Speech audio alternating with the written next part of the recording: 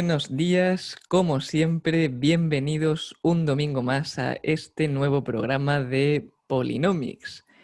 Hoy, como no puede ser de otra manera, nos acompaña el imprescindible Ángel García.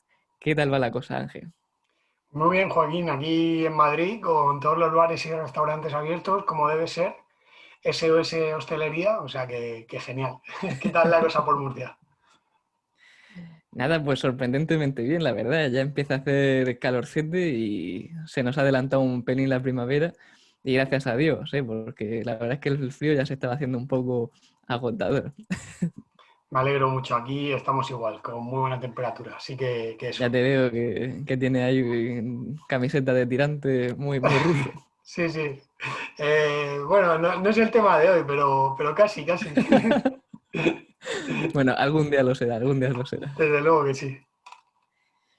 Pues nada, Ángel, hoy el tema que nos traes aquí no es precisamente Rusia, sino el, el caso de Israel, ¿no?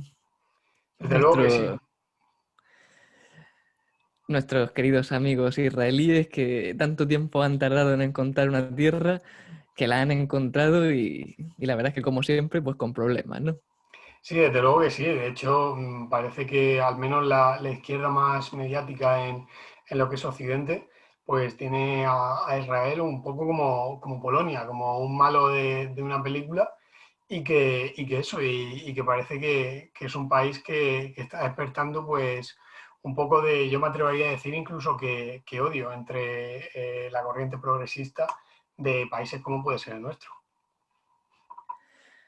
Sí, sí, absolutamente. Yo lo único que suelo oír de Israel, pues eso, que trata muy mal a los palestinos y que, bueno, que es un país pobre también. Se suele tener la percepción de país subdesarrollado, esto me lo encuentro yo en mucha gente, y que ni siquiera le llega a la altura a países ni como Portugal o como España. Fíjate tú la percepción que se tiene un poco de Israel y por supuesto que es un país muy de derecha, cuando no siempre lo ha sido así, ¿verdad?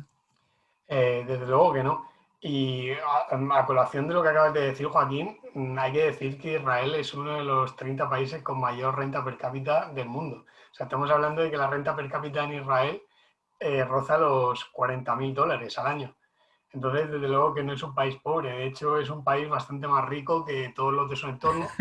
Sí que es verdad que no es muy complicado ser más rico que Egipto o que Jordania, pero también estamos hablando de que cercano a Israel se encuentran países como Emiratos Árabes Unidos, como Arabia Saudí, que son petromonarquías con una cantidad de dinero impresionante. A lo mejor no bien repartido, pero a fin de cuentas es una cantidad de dinero increíble.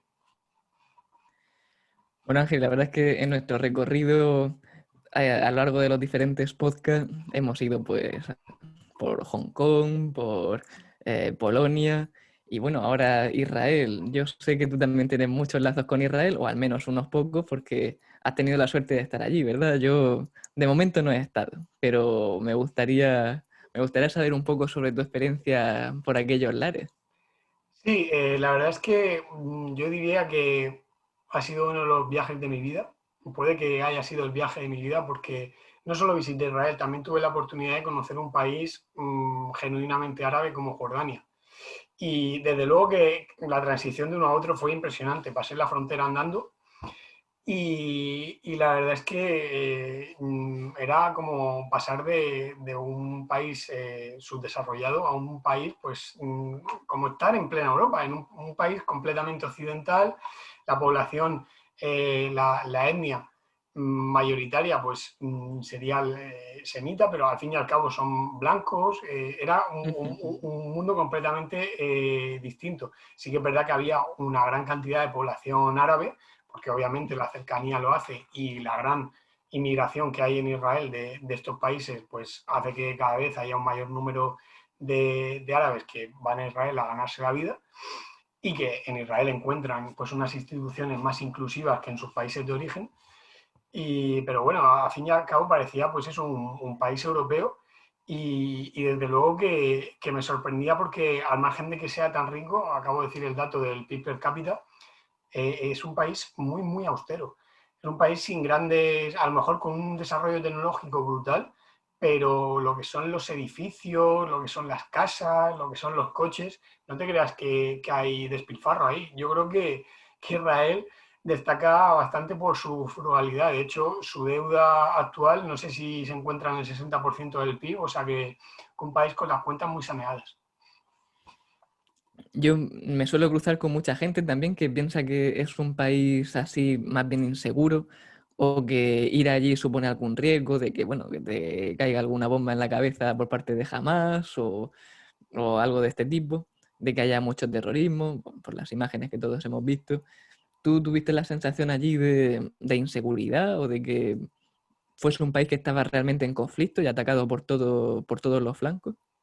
Desde luego que no. Y mira que yo estuve en ciudades como son Jerusalén y Tel Aviv, que son ciudades con una gran cantidad de población y obviamente ya por número vas a encontrarte más probabilidades de tener un problema. Pero yo desde luego que, por ejemplo, Jerusalén está un poco dividida entre la zona árabe, la zona cristiana y la zona judía. En ninguna de las tres zonas había ningún tipo de problema. Vamos, ni que yo estuviera metido ni que yo los viera. En Tel Aviv, que es una ciudad, pues digamos, más turística y más grande, con mayor cantidad de gente, más de lo mismo.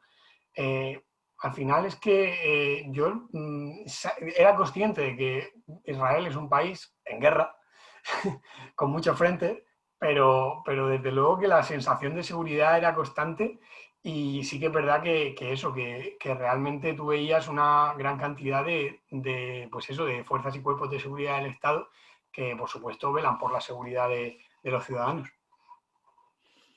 Sí, es muy interesante el tema de la identidad israelí a día de hoy, porque al igual, por ejemplo, que la identidad de los taiwaneses que hablábamos en otro programa, es una identidad muy conformada pues por precisamente estar rodeado siempre un poco por el enemigo y estar un poco en esa identidad de la frontera, de estar solos ante el peligro. Y eso explica mucho de la política de seguridad tan fuerte que allí tienen y también incluso de la propia juventud, de cómo están obligados a formar parte del servicio, o sea, tienen allí un servicio militar obligatorio, lo que sería aquí la mili, por parte de hombres y mujeres, ¿verdad? Mm, ¿Tú tuviste la oportunidad de hablar con algún israelí allí de algo de este asunto? La verdad es que sí, una de las cosas buenas que tiene ser curioso es que aprendes mucho. Y en concreto, el jefe del hostal, el que estuve en Tel Aviv, había sido francotirador del ejército israelí durante 30 años. Lo más gracioso de todo es que era una persona de ascendencia israelí, pero había nacido en México. ¿Qué pasa? Que en México pues, no se veía con un buen futuro y emigró a Israel y allí pues obviamente tuvo que pasar por el servicio militar obligatorio, se unió al ejército y una vez ya cumplidos esos 30 años montó su propio Estado y demás. Y estuve hablando bastante tiempo con él sobre el tema de eso, de la identidad nacional en Israel y también sobre las distintas comunidades que hay. Como antes he dicho, hay comunidad cristiana, comunidad judía y comunidad musulmana. Él en concreto me habló de eso, de que el servicio militar obligatorio eran 3 años y que todo el mundo lo tiene asumido como algo, pues eso, imprescindible y algo que es un puro deber. Y de hecho, me contaba así de una forma un poco graciosa, de una forma muy mexicana, que ellos al principio te dan tu fusil o, no sé, tu arma y que te dicen que este va a ser tu hermano o tu hermana durante los próximos 3 años. Y tienes que cuidarla, que tenerla, vamos, siempre a mano, que, vamos, el servicio militar, y estamos hablando de que es uno de los servicios militares, yo creo, más largos del mundo, porque yo conocía el caso Sí. de Corea del Sur, que eso, que está, pues, obviamente, con su vecino el régimen. Cora la buena. Exactamente, con su vecina Corea la Buena, pues obviamente se tiene que defender y yo era consciente de que los surcoreanos pues tenían 2 años, pero 3, es que es una auténtica burrada. Pero bueno, al fin y al cabo, los israelíes son ¿cuántos? 8 millones. ¿Cuántos millones de enemigos, por así decirlo, tienen a su alrededor? Tienen un disparate. O sea, que al fin y al cabo es algo muy importante digamos, poder mantener lo que es su estado de derecho y su territorio. Claro, al final hay que mencionar un poco sobre la historia israelí y sobre todo el tema del sionismo, porque para entender todos estos asuntos hay que saber un poco de dónde se remonta el Estado israelí, ¿no? Y al final todo esto se traduce un poco a los principios del siglo XX, cuando empieza el auge del tema de los nacionalismos y la idea de Estado-nación, un Estado, un pueblo. Y bueno, los judíos, sobre todo las ramas más sionistas, empezaron a querer, pues eso, su propio Estado, ¿no? Y ya fue después de la Segunda Guerra Mundial cuando finalmente lo consiguen. Evidentemente hubieron migraciones anteriores a toda aquella zona de Israel, catapultados pues, por diferentes purgas a lo largo de Europa o por, bueno, pues por diferentes sucesos. Y, mm, y bueno, esto es muy curioso porque los israelíes, perdón, los judíos nunca han tenido la idea de nación. Sí de pueblo, un pueblo elegido, evidentemente, de las ideas abrahámicas pasadas, pero nunca han tenido tanto la idea de nación. De hecho, yo diría que la cultura judía es muy interesante por su idea de internacionalismo. De hecho, se podría decir que es el único pueblo internacionalista como tal, porque independientemente si estás en Austria, en España o en donde sea, serás judío antes que cualquier otra característica que te pueda definir. Y entonces, una de las características que tiene este nuevo Estado de Israel es que acogen a cualquier persona que sea judía, pues un poco orientado en eso, en ese internacionalismo anterior que ya por fin los judíos tienen su propio Estado. Ya todo aquel que sea judío será aquí bienvenido.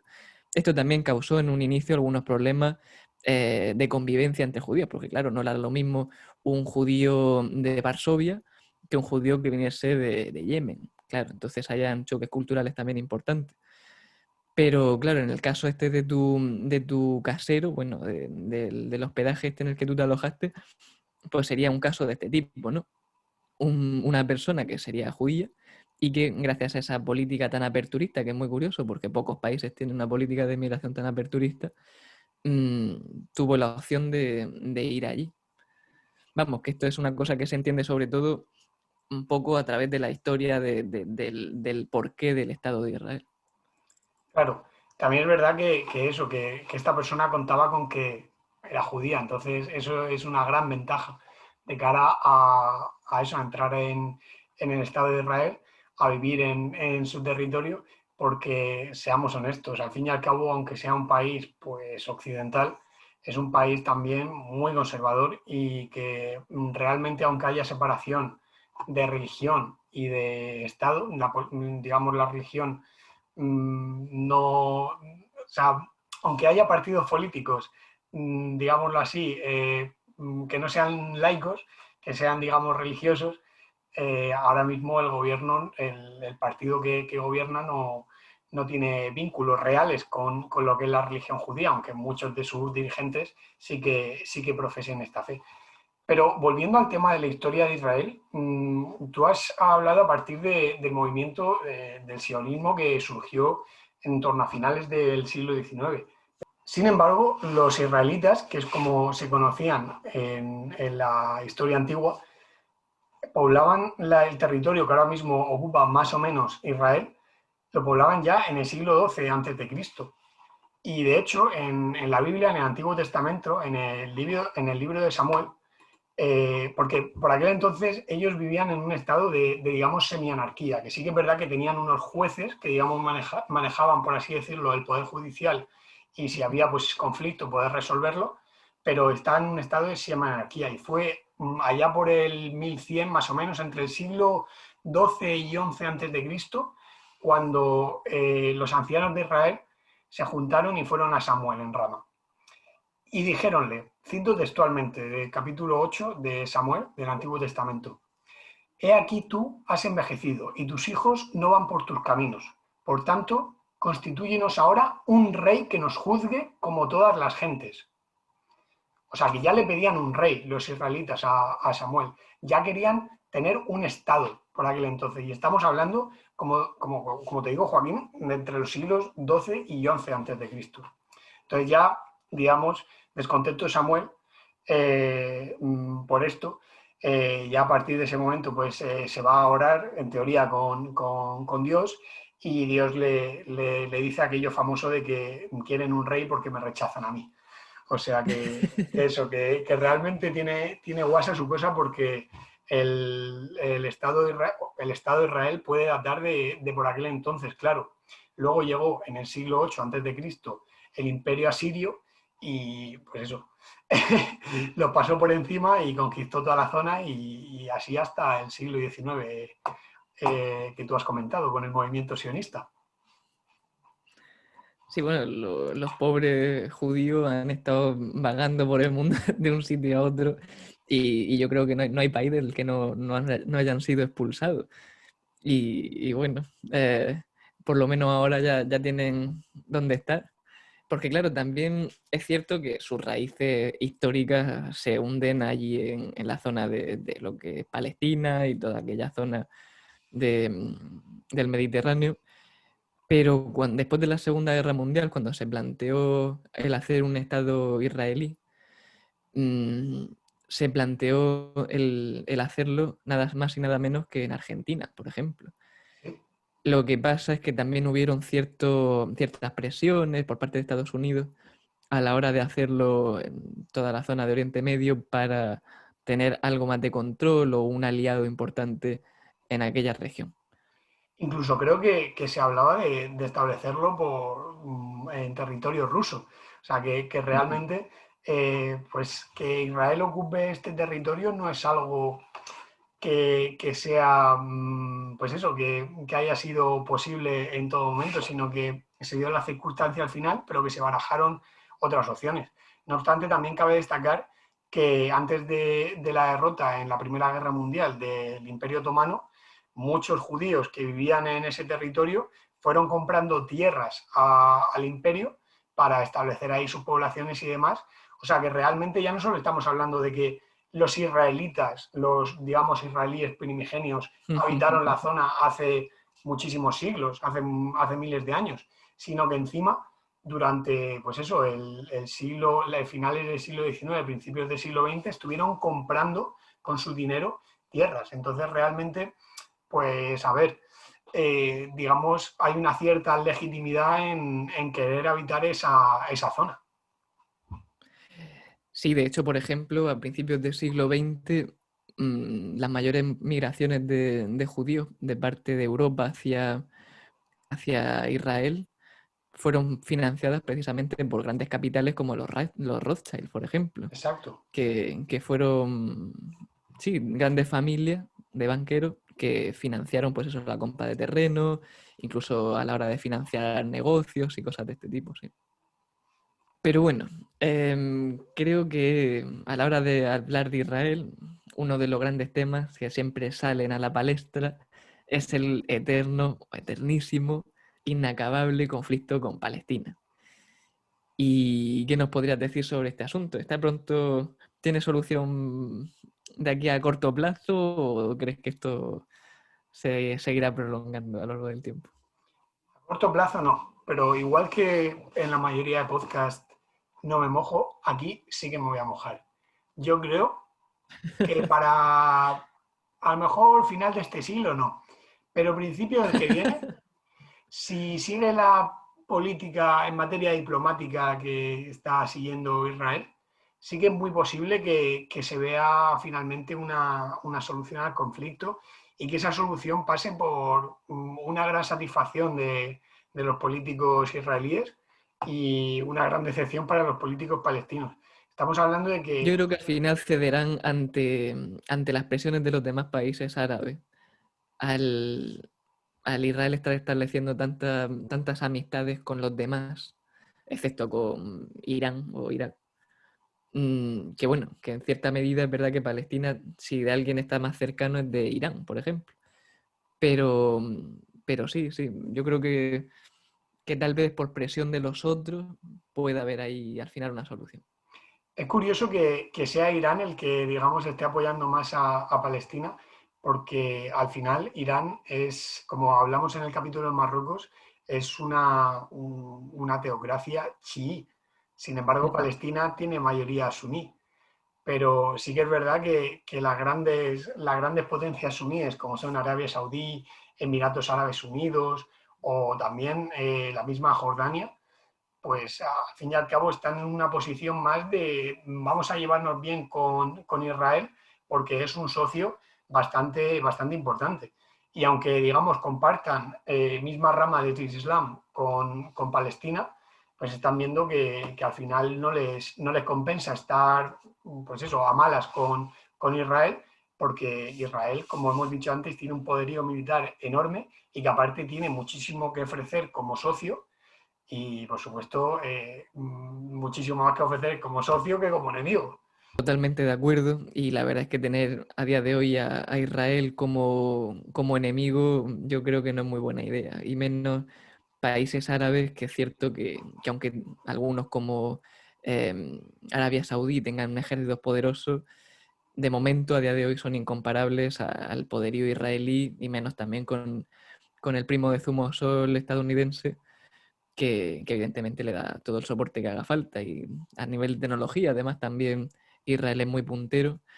Entonces, pues, ¿qué piensas sobre el tema del ejército israelí, ya que había salido antes? Desde luego, posiblemente estemos ante el ejército más efectivo del mundo. Estamos hablando que, por poner un ejemplo para nuestros oyentes, en la Guerra de los 6 días, que aconteció en 1967, esa guerra fue contra Egipto, Siria y Jordania. O sea, los tres a la vez contra Israel. E Israel, digamos, en total tenían la mitad de soldados que todo lo que se emplearon por parte de las otras tres potencias árabes. Y aún Además, así, Israel en aquella época demográficamente no era tan alta como ahora. O sea, si ahora son unos 8, en aquella época ni siquiera llegaban a tanto, a esos millones de personas. claro, no, ahora mismo 8 millones nos parece un disparate de israelíes, pero bueno, exacto, como tú dices, eran poquísimos, pero aún así los arrasaron completamente. Y todo el mundo dice, no, pero es que al final está Estados Unidos detrás. Perdona, pero no vale solo con tener al tío Sam detrás dándote tu apoyo. Porque realmente estamos hablando de que eso es una población irrisoria en comparación con el resto de naciones con las que está en conflicto y realmente al final ha estado continuamente pues, en varios frentes y eso te desgasta muchísimo. Entonces va más allá que eso. De hecho, el ejército israelí destaca por 4 características bastante considerables, que son la primera de todas, que es muy descentralizado. ¿Esto qué quiere decir? Mientras los ejércitos árabes normalmente tienen una jerarquía muy establecida, eh, el ejército israelí pasa lo contrario, que al fin y al cabo, aunque sí que exista una jerarquía, esa jerarquía es como más horizontal. Entonces, digamos, los oficiales y los mandos menores tienen más flexibilidad, tienen más margen de actuación y pueden tomar decisiones más Claro, rápidamente. esto también viene muy derivado, ¿no?, de su cultura, que al parecer en el propio judaísmo las jerarquías no son tan... Al fin y al cabo piensa que los judíos no son una iglesia, por ejemplo, como la católica, en la que sí que hay unos estratos más definidos que vienen un poco más de las instituciones romanas y de una estructura más vertical, como lo que básicamente es la estructura de un Estado. Eso es lo curioso en los israelíes, que pidan un Estado cuando ellos no tienen tanta cultura romana, ¿no? Y siempre han sido, pues eso, una cultura internacionalista y horizontal, en tanto que un judío yemení, pues eso, es igual que un judío que viva en Andalucía. Y puede que claro, que ese tema de la descentralización que tú muy bien comentas tenga mucho que ver con la propia cultura israelí, su forma de relacionarse entre ellos, ¿no? Sí, 2 apuntes en cuanto a lo que acabas de decir. Por un lado, pues sí, tienes toda la razón. O sea, la cultura, por así decirlo, judía, pues eso, las relaciones, aunque sean jerarquizadas, son mucho más horizontales y es muy común que tú discutas, ya no en un mismo ejército, sino en una empresa que discutas con tu jefe. No hay esa, digamos, ese respeto, ese, digamos, no sé, al final estamos hablando de que eso, no hay esa barrera tan autoritaria que puede haber en la cultura, por así decirlo, de la Europa cristiana. Y luego, en cuanto a su carácter internacional, por supuesto, o sea, los israelíes pues han valorado más lo que es su cultura que lo que es su nación. O sea, son, digamos, tienen más vínculos con la cultura judía que con lo que es el Estado de Israel. Y eso es lo que les ha hecho, pues, y desperdigarse por todo el mundo buscándose la vida. Pero sí que es verdad que, digamos, siempre han tenido esa añoranza por la tierra prometida y siempre se han considerado como el pueblo elegido de Dios. Y por eso se produjeron las grandes migraciones que tú has comentado antes, las aliyás, que en hebreo quiere decir ascenso, que son esas grandes migraciones de judíos de distintas zonas del mundo a lo que es el hacia territorio. territorio palestino o israelí ahora mismo. La segunda característica importante del ejército israelí, en comparación con los otros ejércitos de la zona y con la mayoría de ejércitos del mundo, es que es lo que hemos hablado antes, que tiene un servicio militar obligatorio de 3 años, salvo, pues eso, la población árabe. La población árabe está Y, exenta.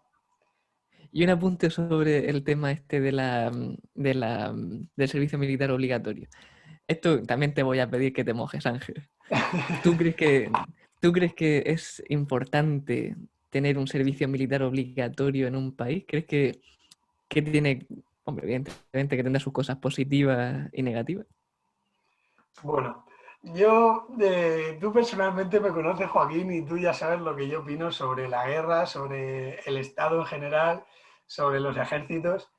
Pero bueno, voy a ponerlo en contexto, que si no, no me voy a poder mojar, porque vamos, si dependiese de mí, pues no habría ni guerra, ni ejército, ni Estado. Pero bueno, esto, bajo estas circunstancias, yo creo que Israel, a ver, a las pruebas me remito.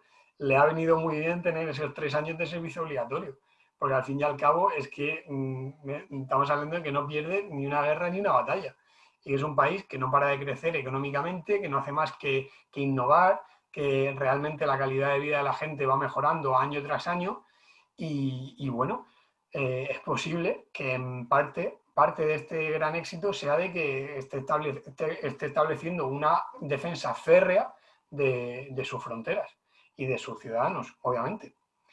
Y bueno, este ejército que tiene, también cabe destacar que no es clasista. O sea, realmente lo que pasa en muchas monarquías árabes es que si tú eres hijo de tal jeque, pues obviamente tienes preferencia a la hora de promocionar y demás.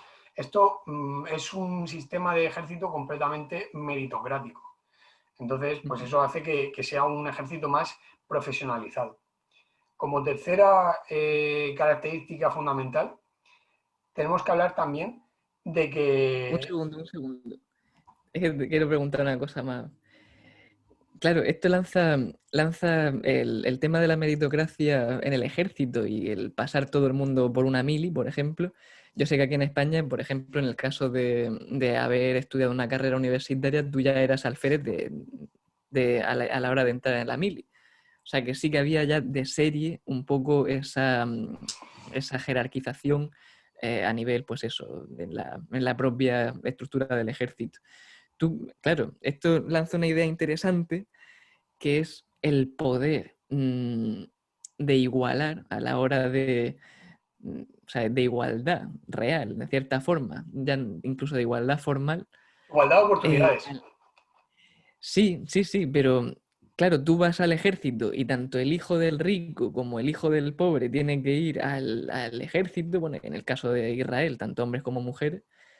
Mm, claro, eso te está haciendo que una sociedad bastante permeable en alguna forma, ¿no? Porque al fin y al cabo, mm, igual que se suele decir que una escuela pública, pues también hace que se junte ya permeabilidad social y todas las clases se puedan juntar en un mismo lugar, Pero en el caso de una mili obligatoria de este tipo de los israelíes es muy interesante por eso, porque se carga de alguna forma también bastante la distancia que pueda haber entre clases sociales.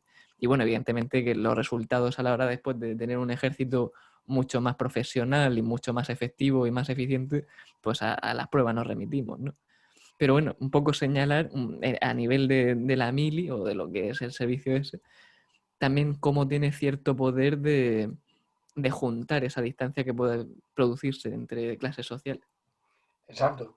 Y eso nos lleva a la tercera característica importante del ejército israelí, que es la motivación de combate. Como hemos estado comentando, como no hay ese clasismo dentro del ejército, al final, pues eso, los soldados se encuentran más motivados porque ellos, a más que hagan, a más mérito, más van a conseguir. Y eso no pasa realmente en los otros ejércitos de la zona, donde los soldados ven, pues a lo mejor un soldado raso de, digamos, pues por ponerte un ejemplo, Irán, si no viene de determinada familia, pues por mucho que haga méritos, la promoción dentro del ejército va a ser más complicada. Eso no pasa en el ejército israelí. Y luego, aparte, también a colación de esto viene una cuarta característica fundamental, que es que el ejército israelí es de los pocos ejércitos que, digamos, prioriza el capital humano por delante de cualquier otra cosa. Estamos hablando de que los carros de combate, lo que comúnmente llamamos tanques, normalmente llevan el motor detrás y por delante, digamos que delante del motor están los soldados que lo manejan y en caso de destrozar el carro de combate, pues es muy probable que se lleve por delante la vida de los soldados. Sin embargo, Israel usa modelos de carros de combate con el motor delante para que este motor haga de barrera y proteja a los soldados. O sea, pasa al contrario que con el resto de carros de combate, que lo normal es que eso, que busquen tener el motor detrás para que en el momento que intenten destruirlo, aunque mueran dentro los soldados, vengan otros y se puedan poner a manejar el carro porque al fin y al cabo el motor sigue intacto. Entonces, Claro, es que tú piensas que con 8 millones de personas, bueno, que sí es verdad que muchos pasan por el servicio militar obligatorio, pero forma durante 3 años a una persona en combate y darle la formación necesaria para todo esto. Es que es un capital humano muy valioso y sobre el que se invierte mucho dinero. Y además, las armas israelíes, punteras en temas tecnológicos, sus equipamientos y tal. O sea, estamos hablando de cada soldado israelí vale mucho, mucho dinero y mucho esfuerzo de muchos años, que ya al fin y al cabo es tiempo. O sea que no es totalmente. cualquier cosa y tienen que protegerlos, ¿no? Exacto. O sea, estamos hablando del país de las startups por excelencia. De hecho, pues tienen su propio Silicon Valley y por detrás del de Estados Unidos es el más importante del mundo. Y muchas de Eso es estas, curiosísimo. sí, sí, o sea, y muchas de estas startups están metidas en el sector de la defensa porque se han dado cuenta de que el ejército es buen pagador. Paga, pues eso, en plazo y vamos, al fin y al cabo, de algo viene eso de la, digamos, que un militar es una persona muy cuadriculada, pues es cuadriculada para todo, incluso para pagar sus equipos. Tú sabes, Ángel, que tú y yo muchas veces hablamos sobre el tema del liberalismo y tal, y del papel del Estado pues, en todos los aspectos de la vida. Pero es muy interesante cómo al final el Estado, mm, o sea, la política, un poco de control del Estado a la hora de la producción o de los sectores, de ciertos sectores industriales, o la diferencia que hay entre Estados, de unos tienen control sobre un tipo de sector y otros no, cómo es tan importante después en las relaciones internacionales o incluso en la propia economía. El caso de Israel es un Estado, pues eso, que tiene una industria militar que sí que se ha formado a través de unas políticas muy interesantes, que luego podemos hablar un poco sobre ella, pero que al fin y al cabo tiene tiene una industria militar trabajando para ese Estado, tiene su propia independencia. Entonces, claro, eso le da un poder muy importante en la esfera internacional. O sea que un poco como el papel regulador del Estado, o ya no digo regulador, sino ese marco, mmm, no debe de abandonarse a la hora de entender el panorama internacional, porque mmm, los estados todavía tienen mucho, mucho, mucho peso a la hora, pues eso, de desarrollar ciertos tipos de industrias o sí, a nivel económico, ¿no? Sí, no, desde luego que las relaciones diplomáticas ahora mismo pues es una cosa muy importante y las relaciones diplomáticas obviamente se hacen a día de hoy de Estado a Estado. Lo que pasa es que eso, o sea, yo jamás defenderé, pues de pronto no exista ningún Estado, no, obviamente eso es una transición larguísima, o sea, fue, yo qué sé, no sé cuántos años, pero obviamente la historia de la sociedad y cómo se organiza, pues ha ido poco a poco, obviamente hace unos siglos no era impensable pues abandonar las monarquías absolutas, de hecho es posible que te tomaran por loco, pero bueno, yo creo que el avance que debe seguir la sociedad ahora mismo en este ámbito es hacer estados cada vez más pequeñitos hasta que puede que en el futuro pues alguien se pueda organizar, o sea, que la sociedad se pueda organizar sin este tipo de entidades, que no olvidemos, son entidades monopolísticas. ¿Y cómo, digamos, perpetúan ese monopolio? Con el uso de la violencia. Claro, estamos hablando aquí de una industria absolutamente puntera a nivel tecnológico, militar y en otros muchos aspectos. De hecho, por ejemplo, en el desarrollo de la vacuna del coronavirus también han estado como punta de lanza, incluso en la creación de fármacos, o sea, en todos los aspectos Israel es absolutamente sorprendente, pero esto no siempre ha sido así y yo creo que el grandísimo protagonista de esta película y de la revolución que ha habido en Israel a lo largo de los últimos 20 años tiene un protagonista claro y que es el mismísimo Rey Bibi o nuestro querido eh, Benji, Netanyahu. Benji. y, y que no se podría entender el Israel de hoy sin la política llevada a través de este hombre, que muchos lo tachan de reaccionario, de persona casi iliberal, ¿no? De la tradición así de Visegrado, parecida a Polonia, tal. Suelen meterlo dentro un poco de ese mismo saco. Pero bueno, Ángel, ¿qué es lo que ha hecho este hombre, ¿no? Para llevar a Israel a ser una de las naciones más punteras del mundo. Hombre, yo desde luego no tengo contacto directo con Benji, pero sí que soy consciente de que eso, que a nivel económico, pues Israel, como hemos dicho antes, es un estado pues con unas cuentas bastante saneadas, hay una gran libertad económica que aunque no lo hayamos dicho explícitamente, pues indirectamente diciendo que es el gran país de las startups, pues obviamente esto se puede deducir. Al final, si tú eres un pequeño emprendedor, tienes un gran marco institucional para desarrollar tu negocio. Y esto básicamente es lo que ha traído la prosperidad a Israel, como siempre, la fórmula del éxito, Joaquín. Seguridad jurídica y libertad económica. Y bueno, el bueno de Sí, sí. Netanyahu, sí, sí, por favor. Bueno, sí, sí. Sino que la vida de este hombre es una vida auténtica de película y desde luego que ha aplicado las fórmulas del éxito en política, como se suele decir, muchas veces la economía es un problema resuelto de la política. O sea, ya sabes que si haces A, B y C, los resultados van a ser buenos para tu gente, pero bueno, hay quien le gusta, pues como decíamos en otros episodios, optar por economías y políticas extractivas, ¿no? Pero bueno, la vida de este hombre, como te comentaba, es de agente 007 como mínimo. Y bueno, es un tío pues, que estuvo metido en el ejército, que estudió en Harvard, si no recuerdo mal, en el MIT. Creo que estuvo también trabajando en consultoras económicas. Vamos, que este hombre estaba muy, muy influenciado por la cultura americana y yo creo que también eso explica mucho su acercamiento de postura siempre hacia Estados Unidos y muy tendiendo a alianza.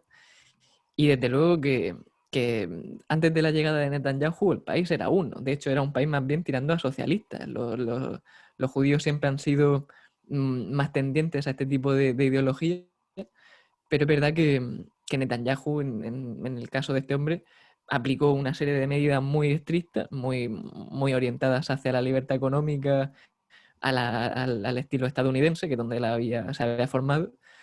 Y bueno, hizo unos programas interesantísimos de inversión público-privada a la hora de crear unos programas unos fondos de inversión riesgo, de capital riesgo, que permitieron, pues eso, un nivel de emprendimiento absolutamente brutal. Que bueno, que nos ha llevado un poco a lo que tenemos, el Israel que conocemos hoy. Sí. La verdad es que muy interesante, Joaquín. Yo lo de la inversión, lo de los fondos de capital rico lo desconocía.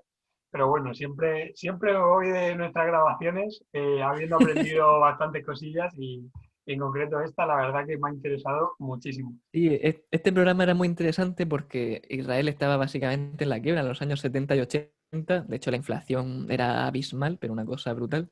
Los israelíes estaban, pues, eso, en la pobreza. Es un poco el estereotipo que se tenía del pueblo de Israel. Pero bueno, con la llegada de este hombre, también con Ariel Sharon, que él fue ministro de Ariel Sharon, se crearon una serie de programas en los que se aseguraba a las empresas extranjeras que, por ejemplo, si se hacía cierto tipo de inversión, el Estado ponía la mitad de esa inversión. Y entonces, después las empresas, es como que ayudaban ya con la mitad, la ponía el Estado, y la otra mitad la ponía la empresa privada.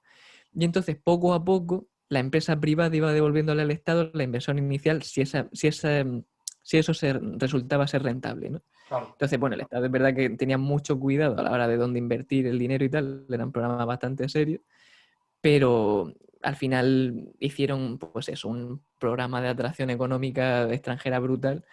Y esto, pues eso es lo de siempre, la fórmula del éxito es capital extranjero, cuando no lo hay dentro. claro. O sea, me estás diciendo que en Israel el Estado inyectaba dinero en empresas que consideraba que fueran a ser rentables en lugar de en empresas donde estuviera el primo del político de turno. Básicamente, sí, básicamente. No sería Ahí el caso de España, amiguismo ¿no? ninguno. Cuando te estás jugando la seguridad de la gente, es lo que volvíamos al tema de antes de la identidad de frontera y de la seriedad que necesita una democracia de este tipo que está contra las cuerdas, pues son políticas absolutamente de, de crisis, vamos, que no puede haber amiguismo ni cosas estas porque te hunde y matan a tu hijo y matan a toda esta gente, ¿no? Entonces, Literalmente. sí, se crearon una serie de programas muy serios en los que se daba sobre todo muchísima seguridad jurídica a la hora de invertir en Israel y que además el Estado ya como aval a esa empresa, ya se ponían ellos por delante, asegurándose de que la empresa, si resultaba ser rentable, ese aval que al principio ponía el Estado, se iba a ir devolviéndose. Pues muy interesante, Joaquín, la verdad, lo desconocía completamente. Bueno, para contextualizarlo también un poco más, el partido de Netanyahu es el partido Likud, que está establecido, lo que digamos, en el centro derecha, por así decirlo.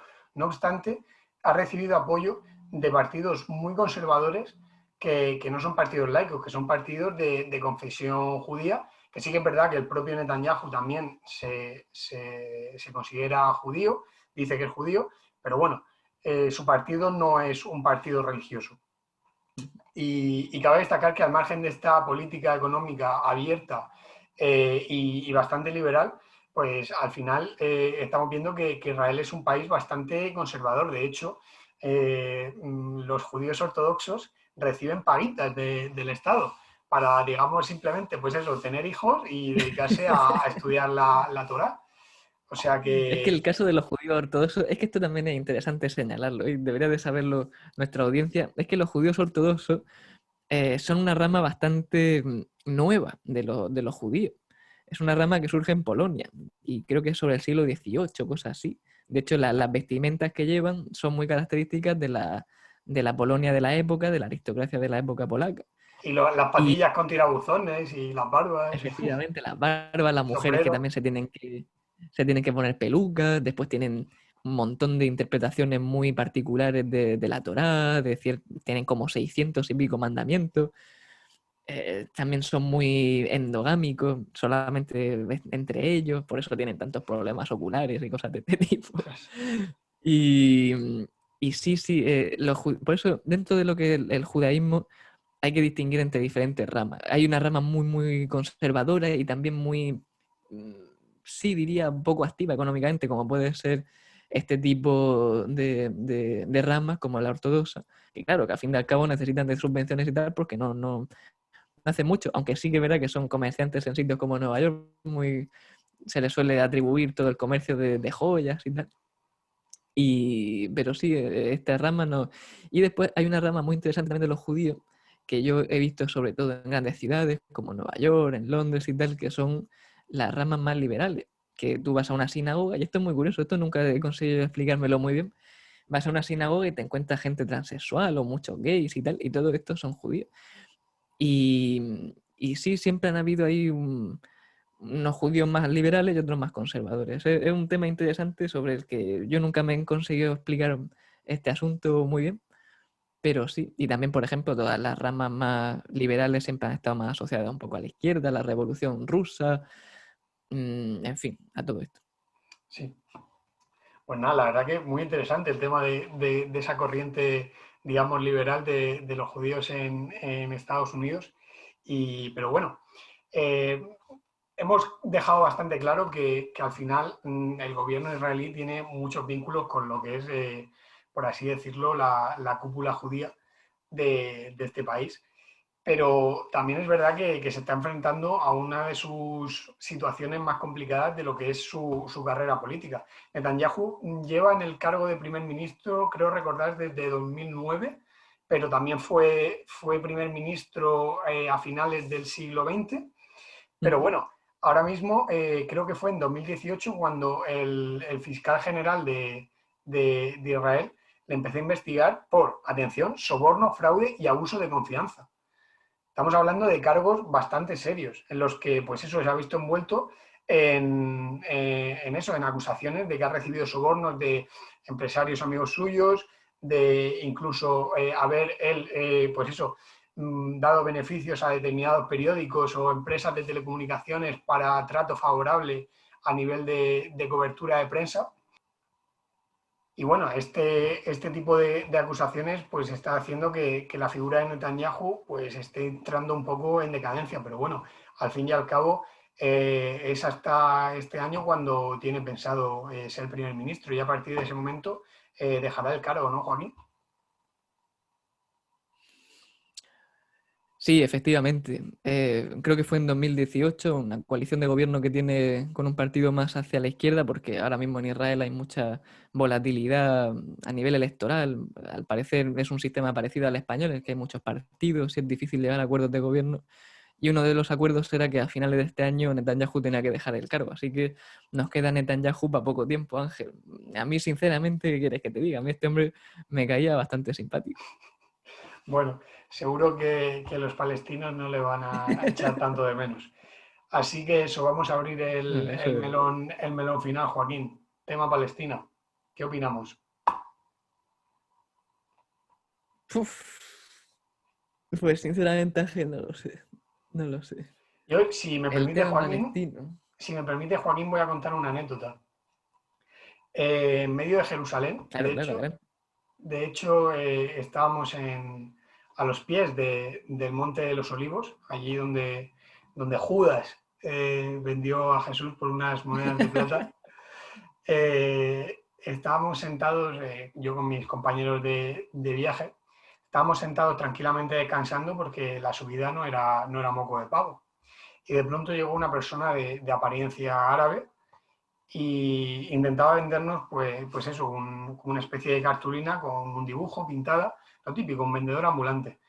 Y la verdad, no sé, el señor presentaba signos de embriaguez, por así decirlo, aunque es posible que simplemente estuviese mal o tuviese algún problema. Pero nos ofreció tal para vendérnoslo y nosotros le dijimos que no, tal, y de pronto pues se le cruzó un cable y empezó a gritarnos que eso, nos lo empezó a gritar en inglés. Empezó a decir, esto es Palestina, esto no es Israel, esto es Palestina, pero como un loco que no, nos incluso llegamos a asustarnos y nos fuimos, porque eso, el hombre estaba desatado gritando eso y nosotros pues no teníamos nada que ver con el tema, pues yo qué sé, no íbamos a entrar a hablar de geopolítica con ese hombre, o sea que bueno, es una historia Claro. bastante curiosa. Sí, la verdad es que el tema de Palestina, para mí que es un eterno conflicto y que bueno, que a lo mejor, como decíamos antes, puede que a través de la presión de otros estados suníes acaben cediendo, llegando a algún tipo de pacto.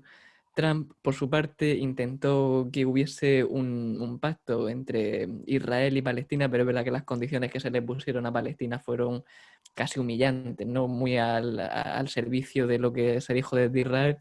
Es más, se le quitaba, por ejemplo, territorios en los que ya estaban los asentamientos judíos en la zona de Cisjordania, también fuentes de agua muy importantes de la región que sí que pertenecían a Palestina y se quedaban sin ellas.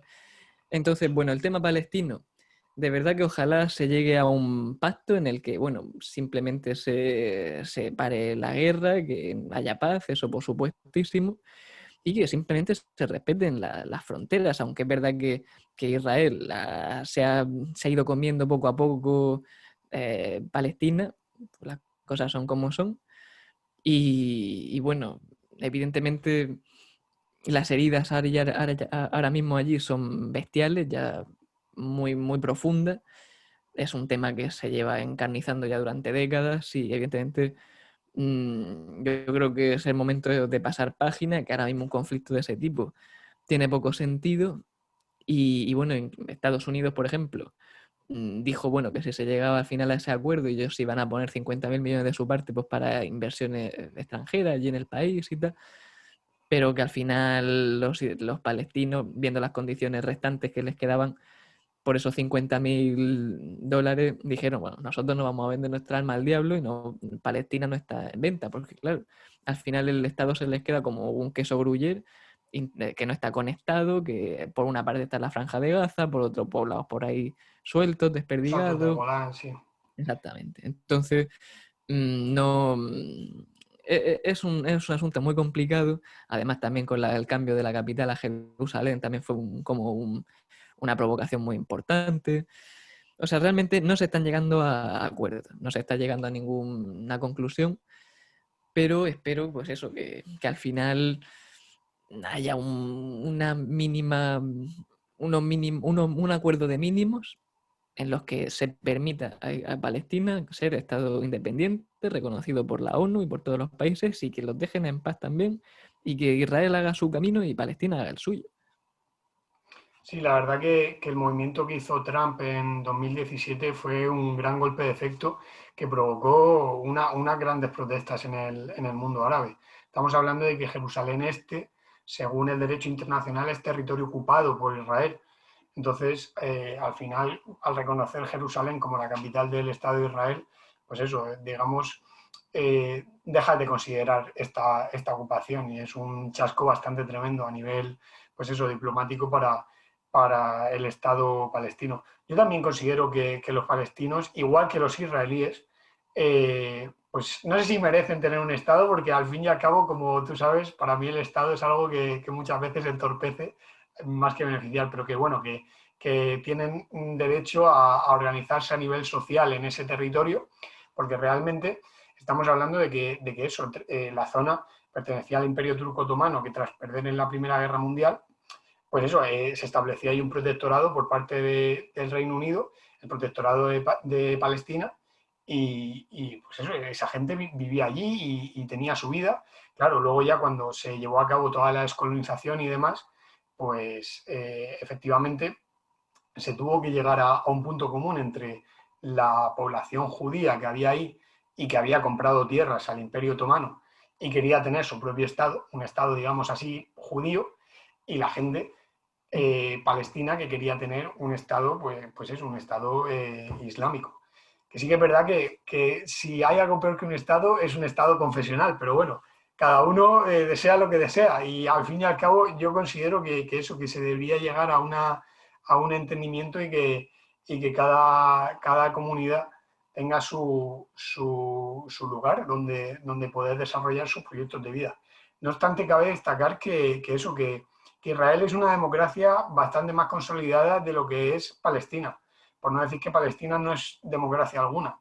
De hecho, muchos palestinos, por mucho que sean musulmanes y demás, encuentran una mejor vida en Israel que en Palestina. Aunque sí que es verdad que puede que tu conducción de musulmán te perjudique en parte en relación con a lo mejor una persona de confesión judía, pero al fin y al cabo si vas a vivir mejor que en tu país de origen, pues es lo que provoca que haya una inmigración de Palestina a Israel y no viceversa. Sí, al final los temas culturales y de religión y tal también se van abandonando poco a poco y uno tira para lo práctico. Y bueno, es verdad pues eso, que uno ve el mapa del 47 cuando se dividió toda aquella región en la parte islámica y en la parte judía. Y bueno, es verdad que no tiene nada que ver con hoy. Evidentemente toda la parte islámica ha ido reduciéndose muchísimo y también un poco entendible en parte porque, claro, Israel sufrió de dos o tres guerras muy importantes, la de los 6 años y después creo que era la de, A los 6 días, también la de, eso, madre mía, la de los 6 años, en seis la días de se, los 6 días, se pasaron por encima de Egipto, Siria y Jordania, ni más ni menos. efectivamente, la de los 6 días y después también la del Yom Kippur. Entonces, pues ahí cogieron mucho territorio que después se les pidió que se les devolviese y tal.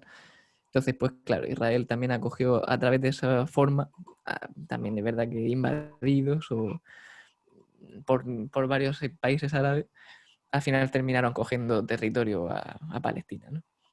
Pero bueno, desde aquí instamos a quien nos pueda oír a que si puede mediar entre ambas culturas y ambos estados, ojalá pues eso, haya un acuerdo final, aunque sea de mínimos, y se permita a cada uno llevar el proyecto de vida que quiera.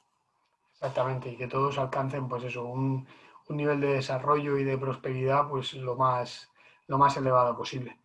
Bueno, Joaquín, yo creo que ya estamos llegando al final y para no dejarlo en el tintero, porque es un tema de mucha actualidad, me gustaría comentar un poco el tema de la vacunación con el virus que se está llevando a cabo en Israel. Estamos hablando de que en poco más de un mes, Israel, con una población de algo más de 8 millones de habitantes, puso 2,6 millones de primeras dosis de la vacuna de Pfizer. Y a día de hoy ya está el 50% de la población vacunada con primera dosis. Exacto. A día de hoy. O sea que estamos hablando de, pues eso, un país que se toma las cosas pues, muy en serio, que al parecer ha tenido muchos problemas con la Unión Europea porque al parecer ellos subieron el precio en la puja por la vacuna con Pfizer, creo que ofrecieron más dinero y Pfizer al final pues le ha dado a ellos las vacunas que nos tocarían a nosotros, ¿no? Cosa que por parte de Pfizer creo que está mal hecho porque si hay un contrato con la Unión Europea en la que hay una serie de fechas, hay una serie de dosis y tal, saltarse un contrato de esa forma, pues evidentemente por algún tribunal se tendrá que ir. Eso es lo que yo tengo duda. A ver, sí que es verdad que según tengo entendido, Israel ha pagado 14 por vacuna y, no, perdón, Israel 20 por vacuna y la Unión Europea no sé si 12 o 14 por vacuna. O sea, es una diferencia Muy bastante bien. grande. Y que según yo tengo entendido, pues eso, en torno a las 4 de la mañana el primer ministro, porque hay un presidente y primer ministro, el presidente es un mero cargo legislativo, pero el ejecutivo lo ostenta el primer ministro. Netanyahu llamó al mismo presidente de Pfizer para comprarle las vacunas. Y no sé si esto habrá tenido que ver con esa rotura de stock que dijo tener Pfizer y que por eso ha retrasado parte de las entregas a los países de la Unión Europea. No sé si tendrá algo que ver. Pues seguramente se tendrá que investigar y tal, pero puede que sí, desde luego. A mí Y no me bueno, el tema de la sorprendería. vacunación. Sí, sí, a mí Yo no, tampoco. Además, este yo no soy tío, fan de Pfizer. no, pero que además este hombre, Netanyahu, ya sabemos cómo se la caste, de luego que a nivel diplomático el tío es un auténtico hacha. Y yo no sé de qué forma le amenazará, si es de tirarle algún trapo sucio con el Mossad o algo, pero desde luego que, que consigue lo que quiere. Desde luego que sí. Así que pues nada, pues eso. Sobre el tema de la vacunación, estamos viendo pues eso, un país que puntero en que punta de lanza a nivel mundial. De hecho, creo que no hay ningún país que haya alcanzado un 50% de vacunación todavía, aparte de Israel. Muy posiblemente, pues eso, llegue a ser el primer país inmunizado si sigue con este ritmo, porque, como tú has dicho, ya tiene la mitad de la población vacunada, al margen de que pueda ir la cosa mejor o peor, si todo va medianamente bien, pues a final de este año lo más probable es que, pues eso, sea un país completamente inmune al virus. Nada, Ángel, es el pueblo elegido, ¿qué le vamos a hacer? Exactamente. Pueblo de Abraham. El pueblo de Arán, sí, señor. Así que nada, ellos tienen ayuda del Altísimo. Nosotros nos tendremos que conformar con algo más mundano. Ya Así me que bueno, proveerá, ya me proveerá. exactamente, exactamente. Así que nada, Ángel, como siempre, un auténtico placer. Pronto volveremos por aquí con nueva mandanga. Así De la que, buena. de la buena, de la buena. Así que nada, un abrazo como siempre a toda nuestra audiencia, que recordar que pueden escucharnos en todas las plataformas, incluido iVoox. Y como siempre, un placer estar por aquí con vosotros. Desde luego que estamos muy contentos con el recibimiento que está teniendo este podcast. Así que nada, seguiremos por aquí con nuestras andadas. Así que nada, Ángel, un abrazo muy fuerte de Murcia. Un abrazo muy fuerte, Joaquín. Ha sido un placer, me lo pasé increíble y he aprendido un huevo, como siempre. Un abrazo enorme.